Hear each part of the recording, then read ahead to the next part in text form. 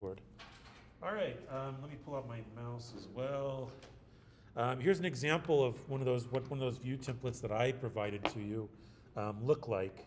And I just wanted to go through the settings and show you how you can begin to customize these things as well. So all these things that we've harped on and preached at you over the last, 2.5 years or so, things like visual hierarchy, line weights, emphasis, tone, shadow, how to craft a really truly great drawing. Again, there are settings in Revit where you can start to, again, look at those sorts of things. It's really granular, almost to a fault. Like, it's kind of disgusting how sick this is. But really quickly, I did want to, again, really quickly mention that if you do find or create your own view templates, right, you can just simply open them up. I'll go ahead and do this. I'll go open, and I'll open up one of the ones I provided here. I don't know why this is covering. Okay, yeah, let's say the one that I provide, one of the ones I provided on Canvas. This is RD View Template 12 or something like that, RD VT 12. You can see a sampling of what that looks like. It even has a color scheme to it in this case, a set of blue values to sort of help make things pop. Right. So all I do is I simply open up the file that's the view template, like let's say this file, and then I also open up the file that I want to translate the view template settings over to. In other words, the one that we've created for this class. And then, like, let's say I'm in the L1 architectural floor plan, that's fine. I can go to the Manage tab, and I can say, let's transfer the project standards over from a different project. It's going to automatically see that the only other project I have open right now is this RD VT12. So I can go ahead and say, yeah, let's go ahead and translate all those over, okay. And overwrite, yes, let's do that. Okay.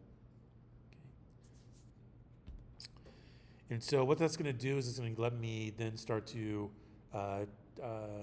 overlay a bunch of view templates from that RD VT12 template that I'm loading right now. Might take a minute or so to load all these things up. It's adjusting a lot of the settings that we'll go back into here and start to fine tune as we go. But right, so, and then once I have that, let's say I'm in level 1 floor plan, I can go to view template, apply the template. I can find that V12 floor plan template, hit apply. Right now, suddenly it looks like this. Okay. Right, and I can go to my 3D view. I did it with the 11, but I can do it with the 12. Let's see, view template, apply template, and we'll just do the number 12 here. There we go. Now we have some blue values to deal with. Right, so let's just go into the architecture floor plan really quickly, and let's talk about some of the settings that you have at your disposal to begin to look at how you view these things, how they're displayed on your screen. Really important when you're trying to craft drawings, right? Line weights, hatch types, all that kind of stuff is critical to sort of, again, visually communicate your intentions to somebody you've never met before that's looking through your drawing set and preparing a bid package, or then is trying to actually construct the darn thing, right? So one thing I've noticed here, you can see that there is a line weight here, right, for things that are being cut, but the hatching and the shading is sort of similar between what I'm seeing in elevation versus what I'm seeing being cut through. So I'm going to go ahead and, let's say, change that. I'm going to go ahead and zoom in on this a little bit. But I'm in the floor plan, and I'm just going to go to the visibility and graphics overrides. Okay. And you can see that it brings up a big box with lots of settings. What you'll see along the left is that we have a list of all the types of families that we have in Revit. So we have everything from air terminals and air ducts to cable trays, ceilings, of course, floors, walls, all the way down to wires. Right? And walls, that's exactly what I wanted to sort of tweak here and plan, is how they begin to show up. So one thing you'll notice is that I have the way walls show up when they're just sort of projected in elevation view, like how I see the edges. But I also have settings for when I'm cutting them in section or plan, again, what do the lines around them look like, right? Typically, we would think about beefing up those line weights when we're cutting through something, right? and then we would add some sort of poche, whether that's a solid color or a hatch of some sort, right? So here's where I'd look at walls, and I come over here to the cut categories, and I'd say, first of all, there's the lines or the edges, the edges around the walls that are being cut in plan or section, and then there's also the pattern that's filled on the inside. So let's go ahead to the lines first, and you can see that here there's a color, and I'm just going to go to the color, and I'm just going to make it a little darker and hit OK. And then I'm also going to change that line weight and make it much beefier. Let's try like a line weight 6 and see what happens. Okay. You can see that the preview down here, the line got a lot thicker. And if I just sort of drag this around so it doesn't fill up my whole screen, and I hit apply, all right, you can see that my line weight's got just a little thicker and darker there. The other thing I'm going to do, walls, cut, and next to lines, there's patterns.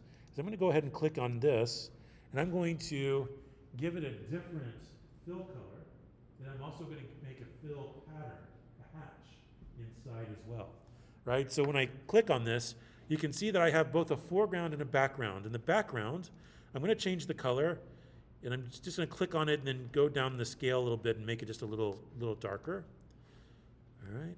And then for the pattern, it says no override, but what I'm going to do is I'm going to say the color, I'm going to make it darker, and I'm going to, for the pattern, I'm going to hit the dot, dot, dot, and I'm going to, and here you might want to watch this really quickly.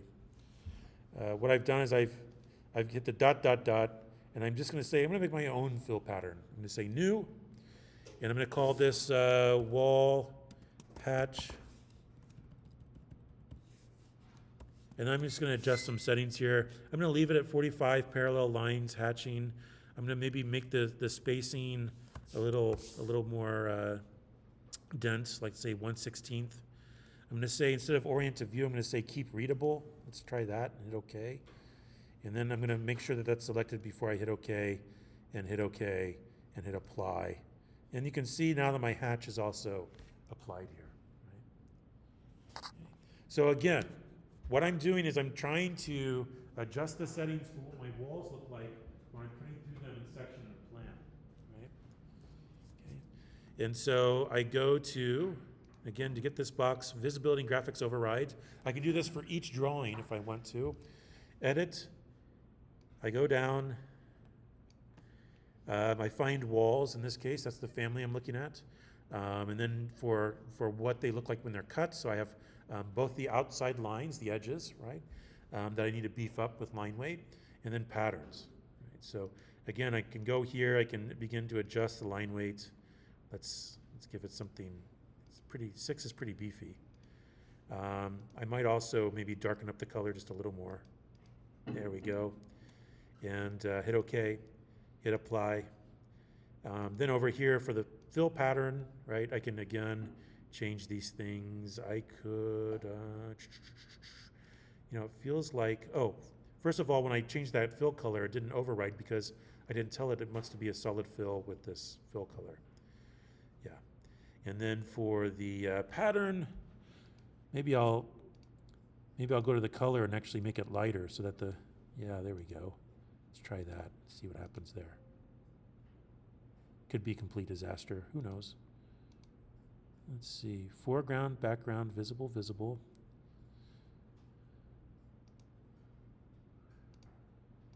Maybe I'll just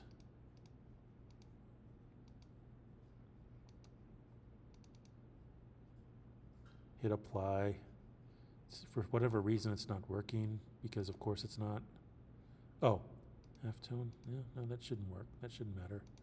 Hit apply. Cut line styles, let's try that. No, that didn't, right? Override host layers.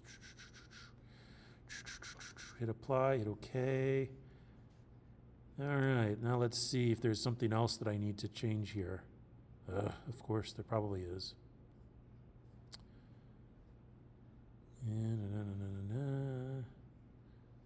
I don't see anything. But anyway, that's how you can start to change these things around. If I go down below and I say graphic display options, it brings up another set of options. Of course, they're in a different box. In this case, it's saying, well, what kind of style do you want to see? Do you want to see this thin line? I actually have that turned on, yes.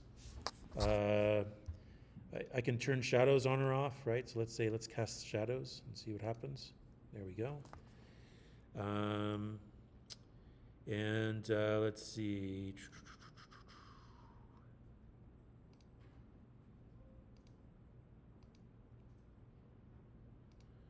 Let's try shade it and see what it looks like. That looks terrible. Oof. Yeah, let's just do hidden line. Right. Okay. So it's really about trying to punch these drawings up, make them really readable. I'm still having some issues with the poche here. I don't know why. So let me just go back. Again, visibility graphics override. I'm in plan in this case. I'm going to go down to the walls. That's the family I want to look at. Okay, cut line styles. By view, or I could say, yeah, okay. Let's see, background, solid fill. Solid freaking fill, come on. And beef up, change the color. And hit OK. And yeah, for whatever reason, cut line styles, let's see. That doesn't do anything.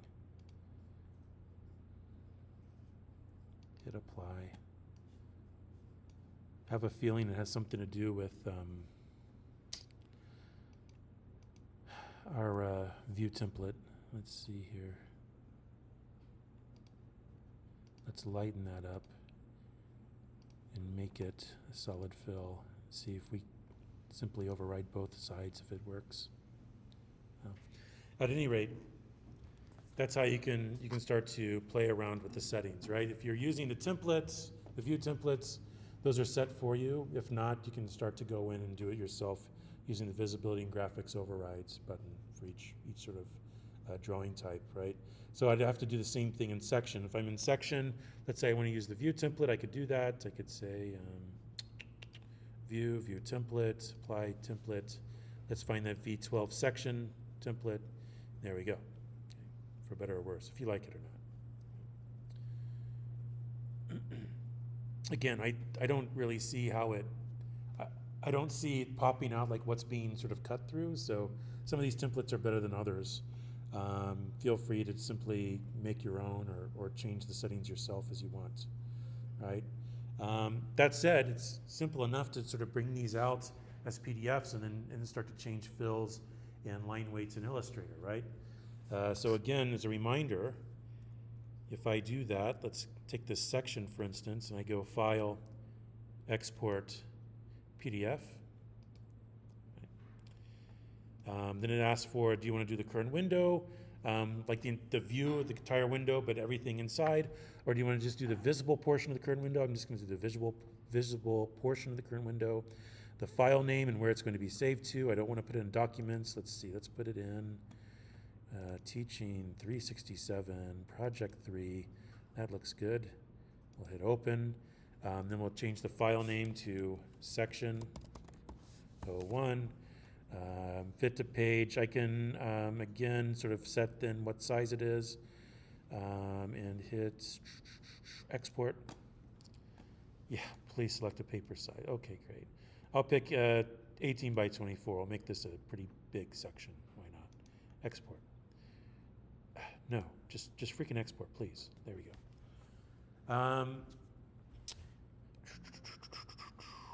There we go. And again, if I go to the 3D view and I have an axon, there's some other things I can do. Let's look and see what this graphic display options. This has silhouette. So what if I say edit new and I create a new type, line color.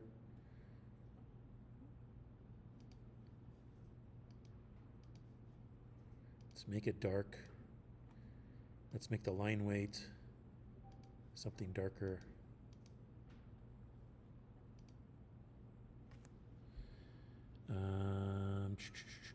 Let's just do wide lines. Let's try that and see what happens. Yeah, they're black, but what I can do is I can actually create line weights for silhouette items as well. I'm going to turn that off because it doesn't look so good right now, but suffice to say, let's say I'm looking at this in the site. I can turn on my sun path. So if you're doing a set of diagrams showing showing sun path on, come on. You can again give it your latitude, your location. I think because we use the particular site format, it already knows what our latitude is, then we can start to give it a time of year, time of day. We can start to trace where the sun is at a given time. You can see that that's going to line up with where the shadows are being projected down here, right? So not a huge surprise, but if we turn shadows on, right, then you can see that we're getting shadows sort of cast from this direction, from west to east. For whatever reason, it's at 5:12 p.m., right? And of course, you can change those settings. I can come here and say solar study or sun settings. I can begin to set both my location and time of day, time of year. And I can be very precise about where those shadows are being cast if I want to. Okay. If you have something like this, I'm going to turn the sun path off. Not that enamored with it, but let's just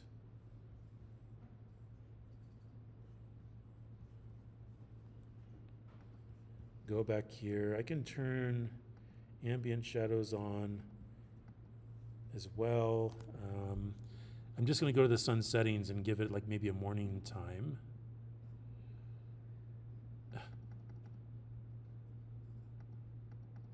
There we go. So that way that we're not casting a shadow on our main facade there. It actually looks a little better now, hopefully. Let me just make my mouse work again here. I'm not really fond of those ambient shadows. It makes everything look sort of fuzzy and diffuse. So I'll turn those off. Graphic display options. I'll just keep the sort of sharp shadows, cast shadows on from the direct sun. And what I can do is I can also export images, right? So whereas a PDF is going to be a vector file, right? You'll start to get lines and fills. If I scroll down to the export tools, I can, of course, find images and animations. I can select image, and I can export this out as a JPEG. So I would say maybe visible portion of current window. I would change what it's going to fit to, make it much bigger than that, like 3,000 pixels maybe, not 500 pixels, which is ridiculously small. I'm just going to use the defaults here and just quickly generate an image.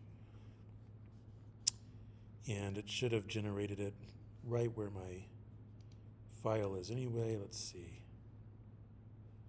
Project 3, here we go. If not, there's one I did earlier. Looks just like this, right? Okay, so again, really important. I mean, it's just to be able to get drawings, like the drawings that you need out of Revit, right? These are the kind of things that you have to do. You have to sort of fine tune the settings and then start to export things out, double check things. You'll get them out as PDFs or JPEGs or PNGs. Start to then collage them or place them into what the hell? It's the weirdest things that happen in this.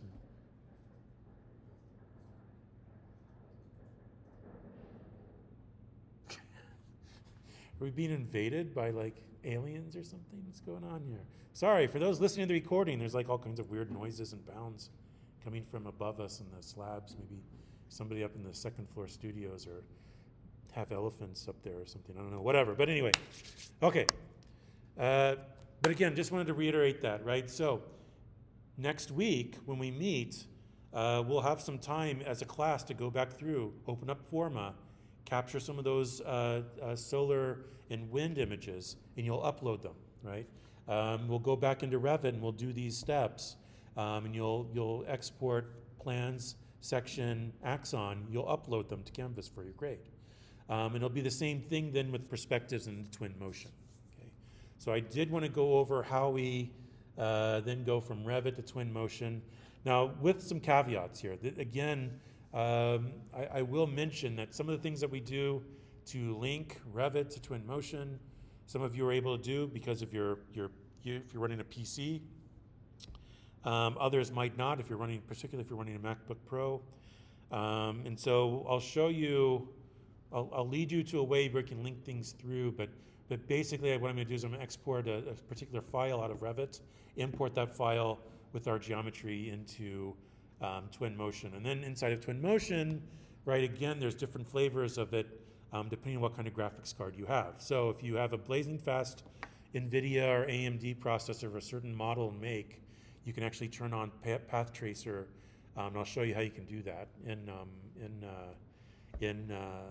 Twinmotion, and get even higher quality renderings. But for those of us that are have screaming hot MacBook Pros, but don't have that particular NVIDIA processor, or if you have a PC but you don't have that video processor, don't worry, you can still use Twinmotion. There's just certain options that aren't available to you, and we'll talk about that, okay? So, I'm in the View tab in Revit, and I'm in the 3D view. That's really important in Revit. I need to be in a 3D view if I want to bring model geometry out of Revit. If I'm in a plan view, or a section view, or an elevation view, and I start to export something out, then I'll be exporting a drawing, a flat drawing, right? So in the 3D view, I'm going to make sure I'm on my default 3D view, just that sort of axon that that's tried and true, I've been with forever here. And that way Revit knows that it wants to export all the three-dimensional geometry in my model. Another thing, you might notice this, it might be different on yours. If so, just watch, right? But when I look at the 3D view properties, I'm going to go down and I'm going to make sure that I have the entire site now from Forma. I'm not cropping, I don't have any crop regions, I don't have any scope boxes, I don't have any section boxes, okay? So I can see the whole enchilada here. Really important because the way we're sort of nestled along the start of a ridge, overlooking a valley with a ridge on the other side, we'll want to make sure that we have that context around so we don't have that classic horizon problem where you look off in the distance and you see the edge of a table like you would fall right off of it, right? So really important to, again, think about this and the idea that basically you have your site, you have as much of the terrain as you want from Forma. So anyway, I have everything sort of turned on. I'm not clipping, cropping, or sectioning anything, in other words, right? And with that said, I'm ready to go to File, Export, FBX. FBX. File, Export, FBX. FBX is a nice exchange format. I think it's file something exchange. Maybe it's binary. I don't know for the B. But that's a nice way of sort of moving your geometry over from Revit into 3ds Max if you prefer that, or into Twinmotion or Lumion if you prefer those, etc. Right? So FBX, File, Export FBX. And it's just going to ask, well, do you want to name it FBX? What do you want to name it? Where do you want to save it? I'm going to place it in Teaching 367, my Project 3, and I'm going to say FBX Export from Revit. Yeah, so I named it something so I understand what it is, right? This is the file exported from Revit to bring it to Twinmotion. And hit save, and it's going to ask me, I already have a file named this, I'm just going to, overwrite it. Right? It might take a minute or two. Shouldn't take too long, I wouldn't think, to then export all this geometry out, okay, as an FBX. Now, really also important, when we first started our file, we told it our units are going to be feet in inches by making it imperial rather than metric, right? We picked the imperial template to go off of. And so keeping that in mind, our units and our scale is going to be really important when we bring this into Twinmotion. All right, from here I think I can close Revit. Sure, save changes, why not? And I'm going to go ahead and open up Twinmotion. Now the reason I didn't do the link up in the view is because I'm running Revit on the PC, on the Windows through Parallels on Mac OS. And Parallels, for whatever reason, doesn't let apps in Windows on Parallels find the GPU, the graphics card in Mac. So it's a sort of security thing. And as a result, I can't actually load Twinmotion on my PC side. I'm running it on my Mac side, which is great because Mac OS with the M4 is like blazing hot, fast. But as a result, I can't link those things up for whatever reason. It doesn't work. And so I'm running Twinmotion on my Mac OS, right? Doesn't matter which sort of platform you're running things on, If you're just exporting an FBX and then importing the FBX in, it should work just fine. And so this is what my Twinmotion looks like when I first pop things up. I just sort of open it up, and it says, over here, there's a home, there's templates, there's learning, there's plugins. Do you want to create a new scene, or do you want to open up an existing scene? And I'm just going to say, let's open up a new scene. And it's going to give me something that looks like this in my case, right? So we have this like sort of, it almost looks like a desert off in but like a sandy desert, like the Sahara sand dunes or something. And then we have this sort of weird extrusion and the sphere on top, right? So in other words, we're starting to see some geometry, and it's just the generic stuff that sort of shows you where the world coordinates are and what the size of things are, and actually has some shaders. I don't really care for gigantic spheres or this or that. I'm just going to select them and then just hit delete and get rid of those things. I want sort of a blank slate here. I do want the starting ground and landscape.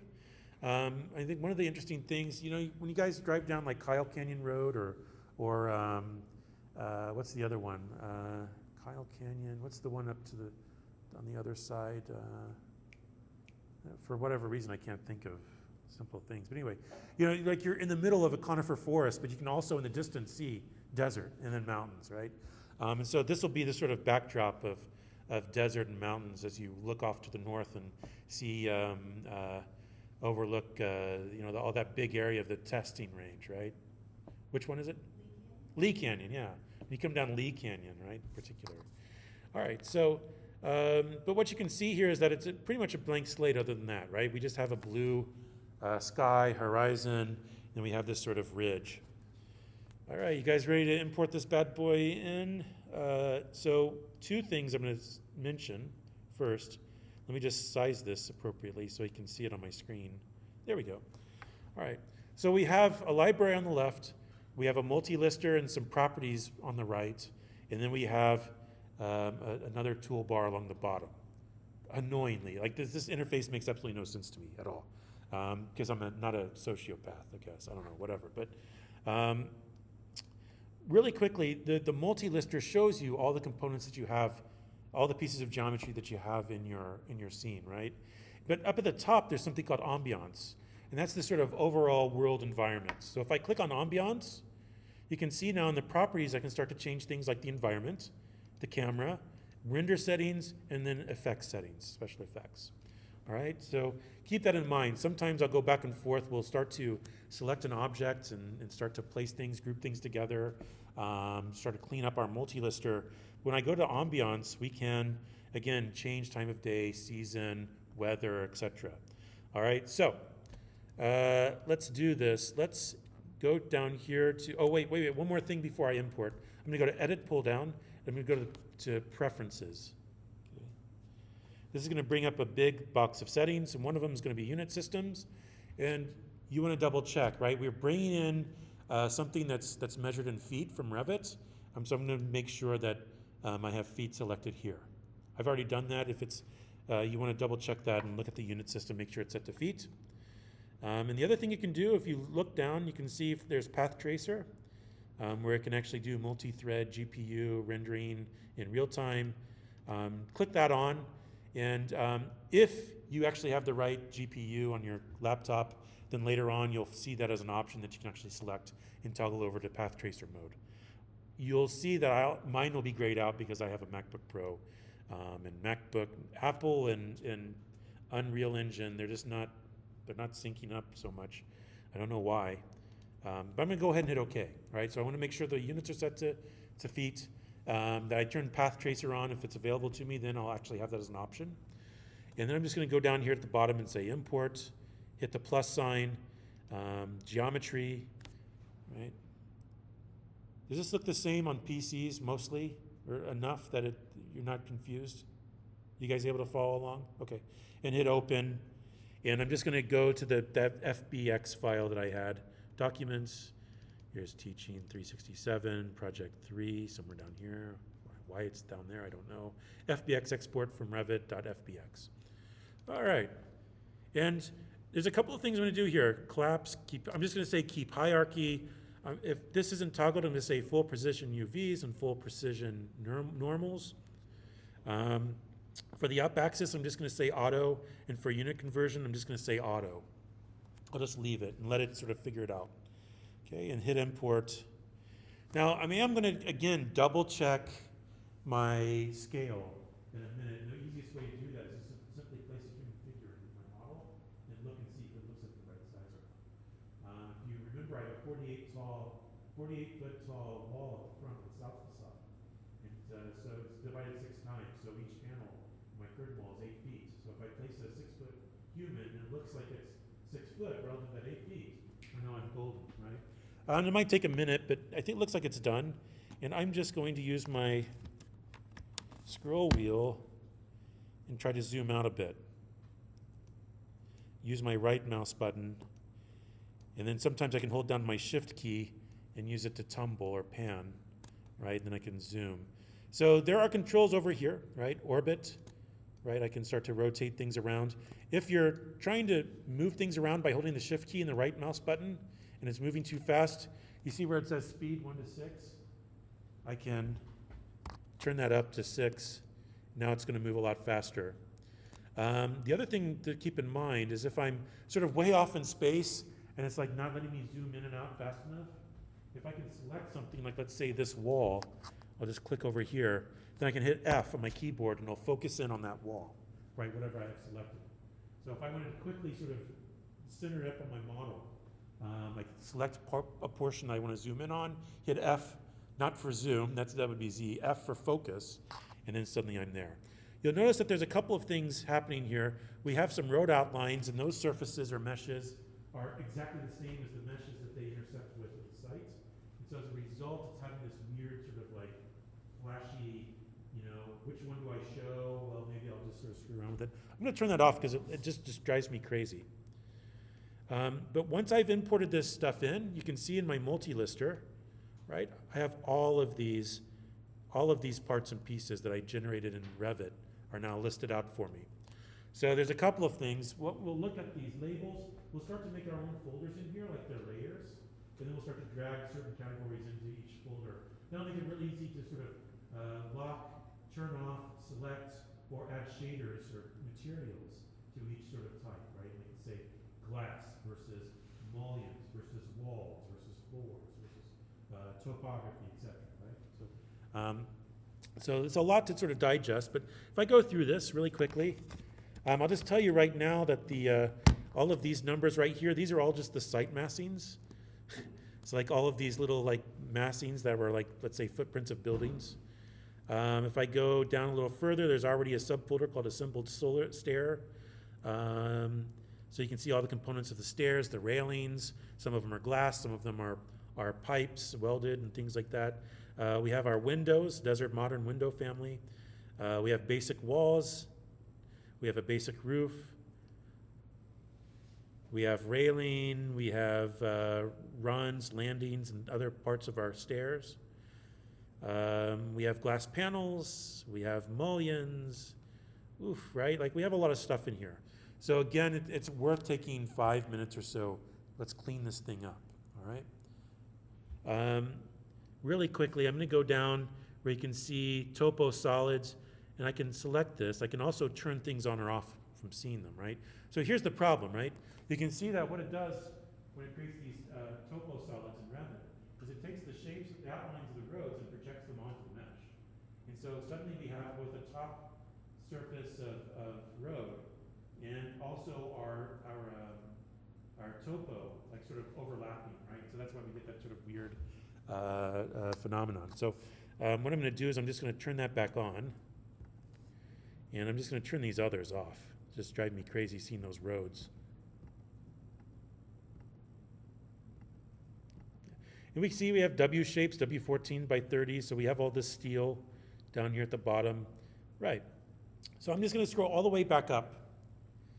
And right here where it says, okay, here's our export, our FBX export from Revit, whatever the file name was that we brought in. I'm going to right-click on that. Right-click and say, let's create a new subcontainer, right? It's going to make a new subfolder underneath that. And I'll name this one Steel. I'll go all the way back up, right-click on that FBX export, create subcontainer. I'll call this floors. You know, I'll do the same thing. Right click, create new subcontainer, walls and roof. Remember the point I wanted to do is to sort of make this thing look like it's a one sort of surface sort of folding over, up, over, and down again. Let's see, create subcontainer. We have glazing or glass. We're gonna have some other things like the mullions of our curtain walls. The frame, right? Create new container.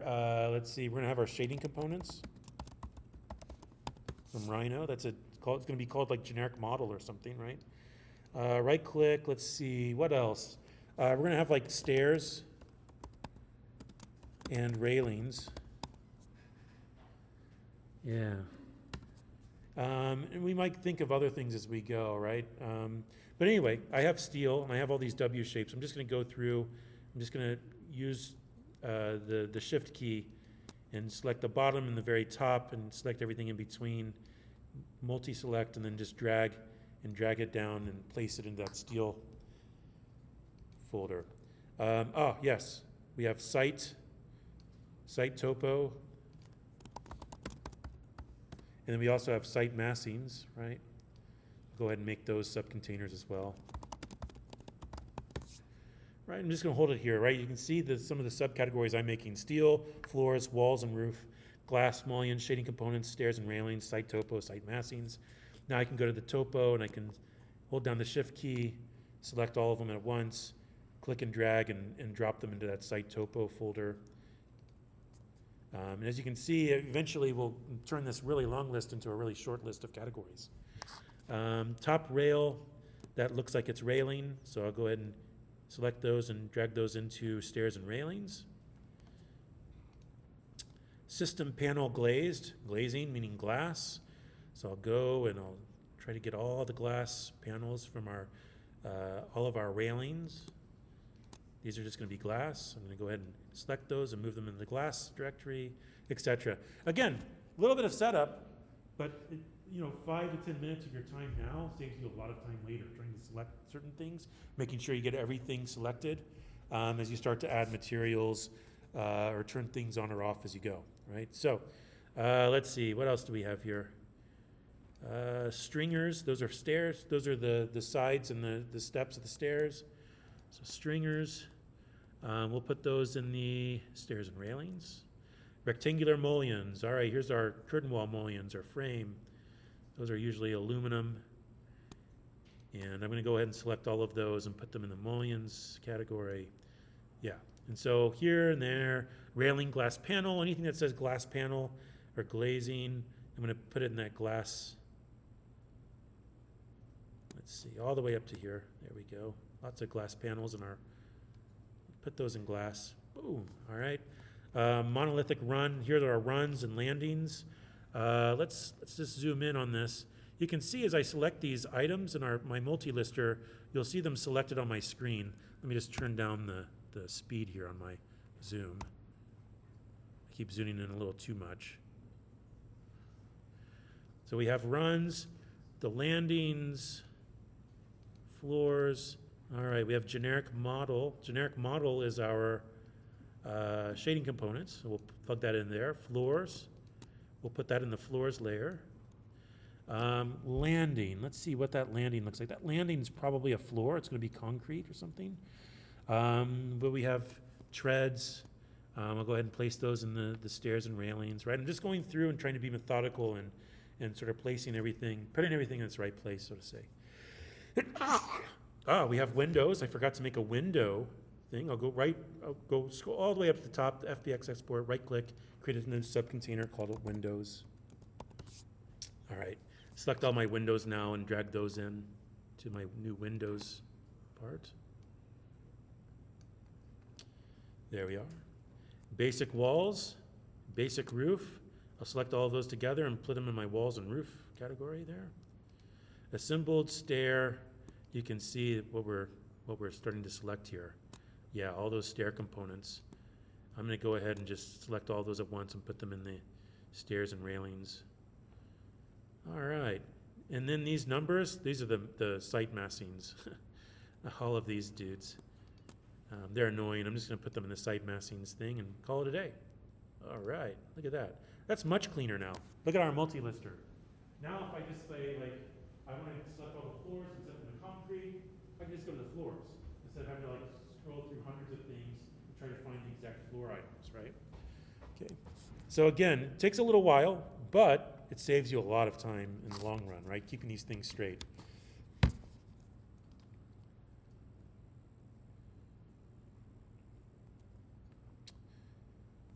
You guys want to start adding some materials? You need a little bit of time to sort of move some things around. So, yeah, give you another minute or so. All right, please do.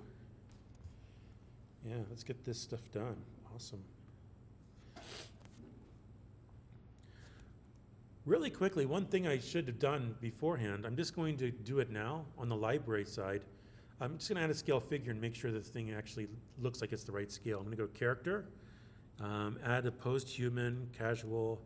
These people are pretty lame, I don't know.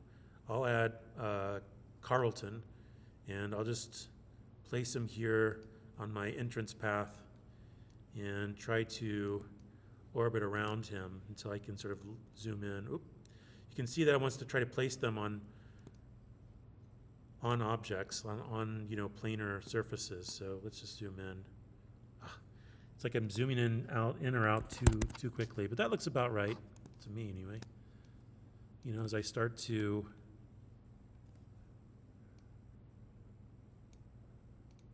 look around, I can always just move this guy closer. Yeah, you can see he's under 8 feet, so that looks good. I'm just going to delete him away, but just double checking that really quickly. Yeah. Okay, yeah, great question. So the question was, for those listening to the recording, how do you change the speed if you're trying to sort of pan, tumble, orbit around and it's not going very fast enough? Use the numbers on your keyboard. So up here, you can't see it very well on the projection, but I have this primer up here for how to move around, and it's kind of like Roblox or something, right? You have ASD and W sort of move in, out, to the sides. You can zoom in and out with Q and E. 1 to 6 is the speed. So if you up it, the fastest would be 6 on your keyboard. You can tone it down from there. If you're moving too slow, go up to 6 and you'll notice a significant difference. Or again, just as a reminder, if I click on, let's say, a piece that I want to zoom in on, I can click it, select it, and then hit F. And it'll zoom in on it and center it up for me, right? So then I can reset where I'm sort of looking. Okay.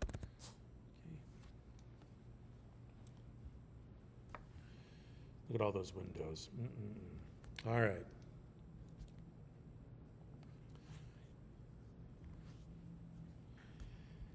And again, I was on the left-hand side. I added a human figure.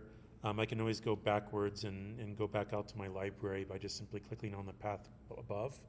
But you can see here that really quickly, I think we're going to start to add materials. We'll do it through the materials option. We'll also look at the megascans option. We can add scale figures and vehicles, characters, vehicles. We can change the environment. We can add furniture with objects and things like that. Vegetation will actually start to spray on. We're at 10:45, so we're doing pretty well. How's it going cleaning up that multi-lister? For those who are ready to move forward, I'm going to start adding some materials. But don't worry, we're going to have to do this over and over again. So you'll be able to, if you still need a couple of minutes to organize your multi-lister, go ahead and do that, okay? But then know that when you look back up, you can just say, Josh, show the materials again, right? If I'm not in the middle of doing it. So let's say I want to look at the available library materials to me. One thing that you might notice is that you'll have some that are already downloaded, but there'll be a lot that's shown in the catalog that you'll actually need to download if you want to use, right? And they should be free. If they're not letting you download it, you need to go in here to this top right and say, make sure that you're signed in to your account. Once you do that, then you should be able to download it quite easily. So you see this little human silhouette here icon. Click on it, make sure you're signed in. So I'm just going to go through materials. When I click on that, then the library changes to a library of different materials like glass, metal, concrete, wood, stone, brick, ground, 3D grass, etc. Let's do glass, right? I think glass could be really important. And what I'm going to do, especially, is I'm just going to go ahead and look at my curtain wall, because that has large expanse of glass on it. So that'll tell me exactly how well my glass is going to work when I pick a glass shader or glass material. So I have a glass category, and if I've dragged everything over correctly, I can just select the glass category. Everything inside is going to be selected. And what I'm going to do is I'm going to go to glass, and I'm going to look. I like the reflective glass, honestly. This has a little bit of reflection on it. What I'm going to do is I'm just going to simply click and drag it onto my glass items, right? I do that once, and now suddenly all of my railings, my curtain walls, and my window panes are all glass, reflective glass. Okay. Not a lot to reflect here except for the sky, and but there it is. Right? Now, when I start to use something from the library and I drag it over into my scene, right? What it'll do is it'll start to curate my own special materials list for me, and I can see that down here under materials, right? So the button for import, there's also a button for materials, and later on we'll use media and also populate and export. So again, why they're at the bottom and why certain things are on the left and the right, don't ask me why. I didn't develop the interface. But you can see, oh, okay, we drug a reflective glass over, there it is. We have a bunch of generic shaders that, for whatever reason, were populated with the FBX. You can see them all right here, right? So they correspond to all of these interesting surfaces that we brought out of Revit, right? Okay. How you guys doing? Are you guys done with the multi-lister? You want to see the material again? Just drag glass over again, maybe? You can always undo if you need it. Or not. Just keep working. I can repeat as many times as you guys need. But one thing that really does bug me is the sides, the walls, and the roof of this thing. So I can go back out to the library, right? There's usually a path up here at the top, and I can sort of, dig my way back out from, a specific directory of materials. Instead of materials, let's look at megascans. That's another alternative for different types of shaders or materials you can begin to apply. If I go to megascans, you can see that there's 3D assets, there's 3D plants, surfaces, and decals. I'm going to go to surface, and let's look at metal. No, actually, let's look at wood. We'll look at wood. We'll go board. No, let's go with plank. Yeah, plank. You can see that we have several types of wood cladding and other sorts of facades, and maybe I'll pick this darker wood cladding. And so again, what I need to do is I need to select the items I want to assign the shader to. So I'm going to click walls and roof. They're going to be selected here in my model. You can see the orange outline around them. And I'm just going to click and drag the wood cladding and place it onto the items that I want. Okay. And what you'll see is that, here we go. Let's undo dragging that twice. Let me just undo that. There we go. I'm going to use this again. I'm just going to drag it onto the roof, but from the materials palette. When I select something here in the materials palette, that means I've drugged that material over and applied it to something, right? Oh, sorry, it's really hard to see the projection, isn't it? Do you want me to turn the lights down a little bit? Does that help to see it's really muddy. I didn't even think about that. Or you guys tell me, can you see that better now? For those of you in the back, it's still microscopic, but for those of you up front, hopefully you can see. I would need my glasses even if I was on the front row, but all right. One of the things I'm going to do is I'm going to zoom in and take a look at this sort of texture and material. You can see that it's really wallpapering bad. The scale is off. It's too small, right? So I can select it, and I can go over to the properties, And I can zoom in. You can see that there's a number of properties I can begin to adjust here. If I scroll through and I go under UV, I can find scale, and I can just simply change the scale from, like, let's say a scale of factor of 1, let's say scale factor of 12, or let's go with like a 10. And if I scroll back up, I can have a little bit of grunge. I can start to make each one sort of vary a little bit so that it doesn't quite look as repetitive. I can also say randomize UV if that's an option. I don't really want to interrupt the sort of horizontality of this, so let's leave it, right? But now what I've done is I've created some wood cladding, dragged it over, applied it to the wall, changed its scale setting, and now it's applied, to the roofs and the roof and the walls. Right? It's also applied to the walls on the inside. Right? Here, let me get in here. Right? Now we have a huge sun problem, right? And the sun looks like it's coming from the north rather than the south, so we're gonna have to change that. Right? So don't worry about that. We can change that in the settings and sort of tell it where north and south is. So we don't have to move geometry. We can just simply move the compass, so to say. But looking inside here, we're getting closer, right? If you go to ambiance, right, you can go to environment. You can change the time of day, right, and start to see, how this thing might look in different times. If I go to render, right, right over here, right, you have real time versus path tracer. So if you turn on path tracer, you'll notice a difference in quality, but you also notice a difference in the amount of time it takes when you start to adjust your camera, and then how it sort of traces and iteratively starts to re-render it in real time. You can also go between standard and lumen. In my case, lumen gives you quite an interesting sort of darker look, more detail. Standard sort of gives you more diffuse light. You can always turn up the global illumination intensity and then go back to lumen and see if that works. But you can crank up things like detail, distance, sort of, again, find that sweet spot between speed versus quality, right? I'm just going to go quickly because we're just going to move through some things. I'm just going to go back into standard. It'll be quite easy to move around and not laggy at all. Okay. So what I've done is I've started to go through some materials in my library, select certain objects, drag things over and place them on the objects as it's assigned materials to walls, roofs, glass. I still need to do mullions and windows. I also need to do the ground. Okay. And I suspect I'll be repeating a lot of this on Monday, so don't worry if you're not quite there yet. Do you want to see some more? We can just sort of move quickly through while I'm doing the recording. Right, so, one of the things that bugs me, I've saved this for the end, but I just want to show you how this looks and where we're going here. Because the ground looks pretty lame, right? I mean, it's just like it's a blank mesh of just terrain. And so, one of the things I might do is go to the library.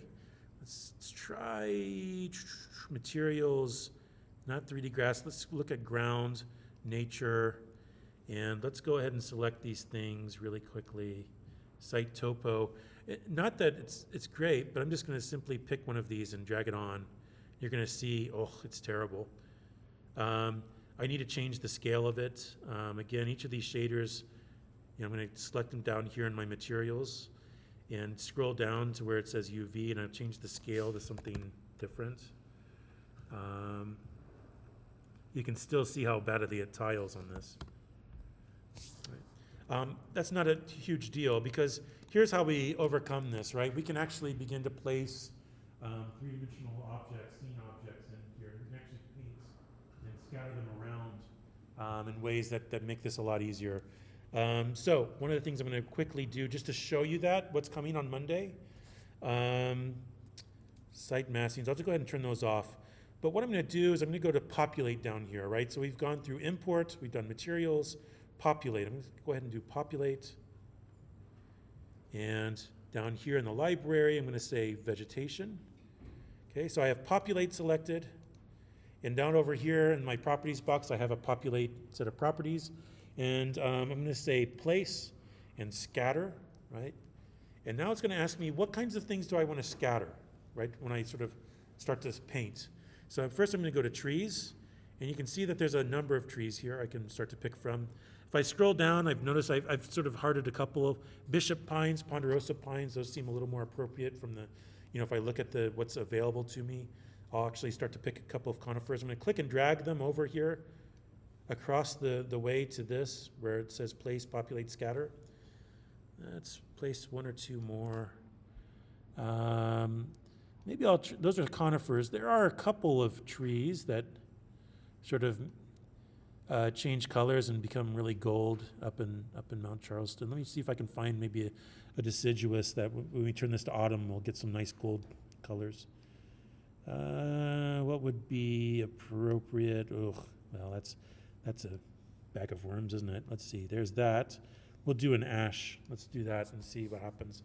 Okay, so anyway, what I've done is I'm starting to develop my sort of palette for, what the hell, come on. Palette where I can start to select these and say, okay, let's start to paint these onto the scene. Okay. You can see that each one has, was doing this before, yeah, okay. Each one has its own properties. So you can say age, let's make them taller. We can say season, we can say auto. That way we can change the season globally later. You can begin to sort of give them more varying qualities. But what I'm going to do is I'm just going to click this. I'm going to zoom out, and now I'm just going to place them, right? And now I'm starting to just place some trees in the wilderness here of Mount Charleston.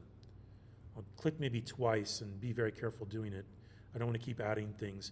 So when I do that, I get a scatter vegetation. That's another, all these trees are now at that to my multi-scope. I can turn them on or off right as I go. Yeah. Do you have a question? You trying to follow along here, or do you have a question further back? Yeah, okay. So I'm going to do this now. I'm going to turn these off. I'll do it again, but I'm going to do it with rocks, and then with ground cover, and then with shrubs. All right, so what I'm going to do is I'm first going to go to populate down here. Okay. And then I'm going to make sure that I have place, and then drill down into scatter.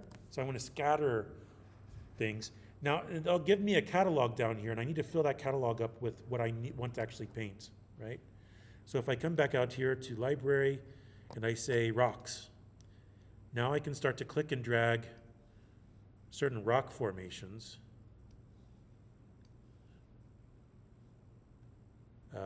Let's see. Oh, that's a nice one. As far as rocks go, man, all of these rock. Okay, anyway. And what it'll do, then I can go ahead and select them all, right? And now I'm ready to sort of paint them on. I click that tool, and I click over here, and it starts to place a series of rocks and things like that. Then I can go back and say populate and scatter. And let's go now to detail grasses, grass and stuff, bushes, landscapes, trees. Oh, here we go. Fallen trees. Those look nice. Tree stumps, leaf piles. Yeah, let's do that. Let's add some dead branches. Fallen tree or two. I always see those in Mount Charleston when I'm hiking around up there. Some tree stumps. Some of those trees are so old. They're ancient. It's incredible, sort of seeing time. Growing ivy, not so much, although you can start to spray things with ivy if you want to have ivy climbing up your wall or, covering up your windows, things like that. Let's see. Let's drag this over here. When I select all of these, holding down the shift key, hit the paint, and start clicking around and adding things here. So as I start to then add the trees and the ground, right, we start to get, I think, something a little more indicative of Mount Charleston. Now, we very uncarefully just start to spray things onto our site along the whole terrain, and it probably started to populate things inside of our model, right? So we might have some rocks and plants and trees to delete away and clean up. It's more likely than not. The trees are a little heavy. I'm going to turn those off to start with. Let's just take a look at the rocks. And what I'm going to worry about is where my building actually starts to interface with the ground here, and make sure that I don't have rocks going through my floor plates. I still haven't added all the materials yet. I'm just trying to show you where we're going on Monday with some of these other things. And what I'm going to do is I'm going to turn off the shading component so I can see through. Let's look around here. Okay, it doesn't look too bad with the rocks. In fact, I don't see anything inside of here. But if there was, right, what I need to do is I need to actually select the scattered vegetation, select all of these, and instead of hitting the paint, I can hit the eraser, and I can start to click and erase things, right? So if I had trees here, look at that, right? There's our site. And let me just sort of pan upwards here just a bit. Let's orbit, come on. These trees are so heavy. Let's say I wanted to lighten up some of the trees here. I'll get impatient and scroll too much, and then I'll scroll way in, too far. Ugh. Here's a way to do it. See how our trees are cutting through? What I'm going to do is I'm just going to select a wall and hit F on my keyboard. Let's do that.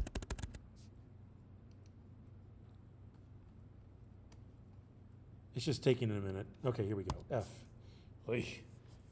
F for God's sakes, work. Right? I have a lot of trees. I probably should have only tapped once and added just one sort of spray of trees, right? So let's take care of that, right? There's ways to take care of that. Let's go down to my multi-lister. Let's find that scattered vegetation of trees.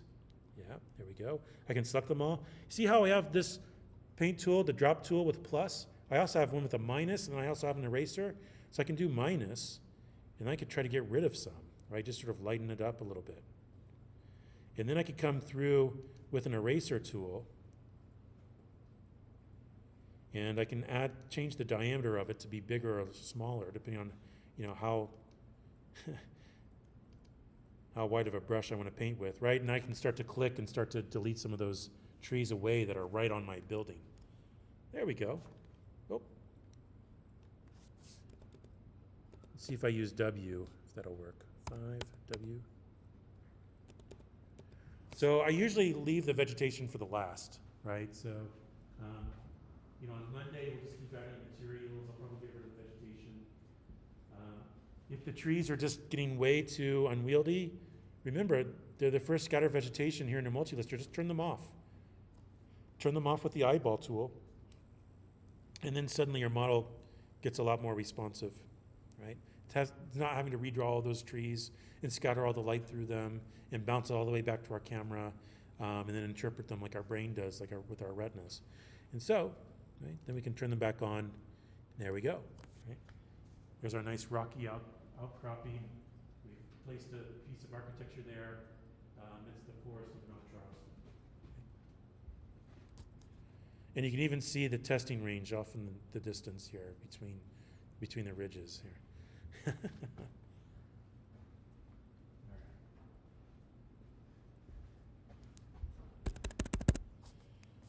Okie doke. So that's how you can start to paint up some of that outside, that wilderness, right? Like you can quite literally, you don't have to place every little tree. You can begin to use these tools and to sort of spray and one other thing, right? We can go to ambiance, right, in our multi-lister and start to change the environment, right? So here we could say maybe it's middle day or maybe it's in the afternoon. One of the things we need to do is maybe I'll set this to noon, and then I'll change the orientation of the sun so that it looks like the sun's coming from the south. So I'll change that to noon, and then I'll look at the shadows, and I'm going to change this north offset until the shadows look like they should. They should be falling to the north there. That's a little better, yeah. Oop, just a little too much. There we go. Beautiful. But the other thing is, there's time of day, but there's also, you can give it your location. You can also start to give it, why is it taking so damn long? Here we go. Sorry. Appearance. Good grief. Man, my laptop just doesn't like the trees, I guess. Uh, this is driving me crazy. Okay, so use temperature, size, okay, let's see, reflection, location, sky, details, clouds, season. Oh yeah, we can change season. Right, so let's say it's now like maybe more autumn. Let's try to find some autumn here. Or we can set it to winter. Right? Yeah, we do get snow up in Mount Charleston, right? So we can begin to play around with these tools, start to change time of day, time of year, the scenery, the weather. We can tell it's a rainy day, overcast. We can tell it it's monsoon, dramatic sky. We can tell it it's nice blue, electric blue, Nevada sky, or whatever, right? So we can begin to play around with these things and to sort of for our storytelling when it comes to describing our design outcomes in studio, right? I think is really important. What you'll notice is if you stand by the trees for a while, you start to see them sway a little bit, right? So you can adjust that and make it more windy or less windy, etc., right? So yeah, you can have fun with this and playing around with, again, thinking about the place, right? And then trying to sort of simulate that place the best you can. These tools are relatively easy and giving you at least the basics here to play around with. So I still need to change the windows, the floors, the stairs, the shading components, right? So again, this is where we're going to pick back up on Monday. I just wanted to sort of go through things in general, and we'll get better with the interface. We'll continue to add more materials. Then I'll do the scatter vegetation again. I'm just going to turn those off for now because they make this thing so darn slow. Season, let's go with summer. Yeah. Oh wait, auto. And then let's go back to ambiance. Here we go. And let's turn this back to summertime. Okay. So you can see really quickly, right? It looks pretty lame, but once you start to add some of those details, some of the textures, and start to use some of the tricks that Twinmotion packs under its sleeve, you can start to fool the brain a little better and sort of believing that this might be a place in a wilderness up in Mount Charleston, and not just some sort of weird mesh with a wallpaper tile across it. Right. So, library, let's go to materials, concrete slab, bare concrete. I like bare concrete, why not? Let's find my floors, my multi-lister here, floors, and drag that bare concrete over onto the floors. My mullions, let's go to library materials, let's try to find metal, let's look for some aluminum, right?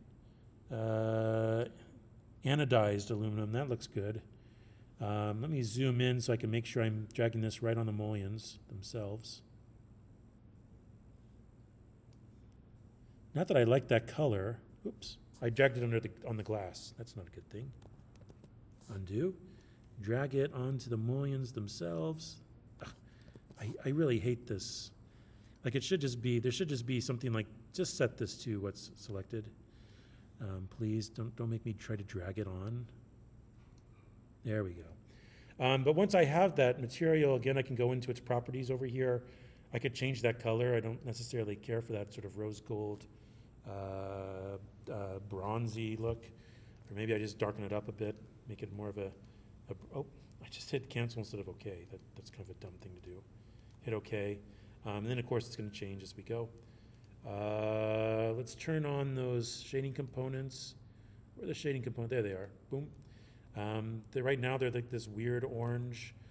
Maybe I go to library, materials, try to find some fabrics. There we go, fabric, perfect. Let's try to find some sort of microfiber, fine woven. Where's that? Like a mesh, chevron mesh, that could work.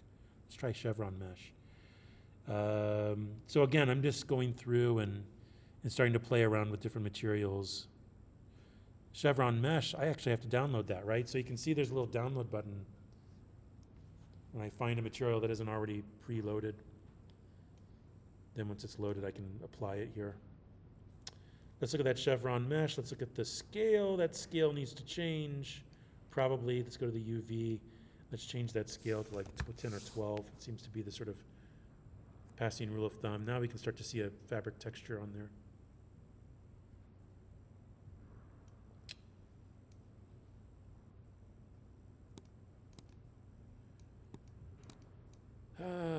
What's these windows? Yeah, the windows. Let's, again, I'm just sort of playing around, experimenting, getting different materials. I can always change materials later, or as I go, right, as I start to come across more things.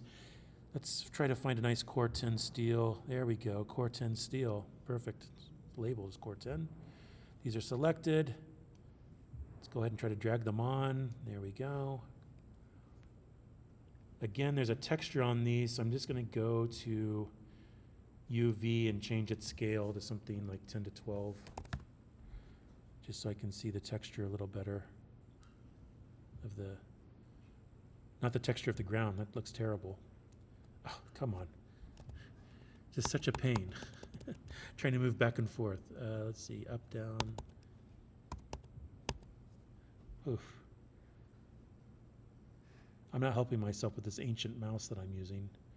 Right, there's those knife blade window, plate steel, etc. Right, so I can go in and start to add, again, more materials, more shaders, right? So that's the basics of Twinmotion. And like I said, on Monday, we can go over this again. First of all, I'm recording this, so I'll post it if you want to look at it over the weekend. But I will, again, we'll go over this on Monday again. So it'll be a little bit of a refresh, and then we'll take things further. Okay? We'll talk about how to start to frame camera views, save them, export stuff out. And then our reminder, a week from today is going to be our last day in class together. Oh, bittersweet, right? I mean, I love seeing you guys every Monday and Wednesday mornings, but it'll be nice to have some closure. What we'll do is we'll go back in and start to take all of our assets, JPEGs, PDFs, and there'll be a place for you to upload them so that you can get credit for the project and have proof that you know some Revit and Twinmotion and stuff, and we'll call it a semester. All right. Do look at the recording if you need help over the weekend. Don't worry, you can get help on Monday. I'm going to be out of the country starting tomorrow, so for all weekend, I won't even be getting back to like early Monday morning. So if you email me over the weekends or after class, like after today, don't expect an answer anytime soon. It's one of those things that I'll actually be on a plane more than anything else, but I won't necessarily be able to reply to emails quickly. Okay? All right. And have great weekends. Awesome. You know what? I'm going to save this project. Save. And I'll call this, well, let's tell it where to save it. So I'll see you guys then. I'll tell this where to go. Project 3, and I'll call this, why is it? Sure. Where's the name? Save as. Okay, here we go. Twinmotion test, Wednesday, 12th November. Okay, there we go. Save. Close this bad boy down. You want to say, didn't I just do that? Yeah, come on. There we go. Close Windows. Oh,